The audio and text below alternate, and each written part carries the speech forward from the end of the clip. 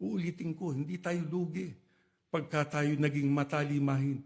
Pagka yung mga inaasahan, inahanap ng Diyos sa atin ay ating naisakatuparan. Lalo tayong tatanggap ng mabubuting bagay, ng mga pagpapala sa ating Panginoong Diyos. Pagka tayo nakapagdulot ng kasiyahan sa Kanya. Tayo ang bayang tinawag, tayo ang bayang hinirang ng ating Panginoong Diyos. Kung gagawin lang natin yung Kanyang sinasabi sa atin, hindi niya tayo pababayaan. Darating sa atin yung mabubuting bagay sa ating buhay.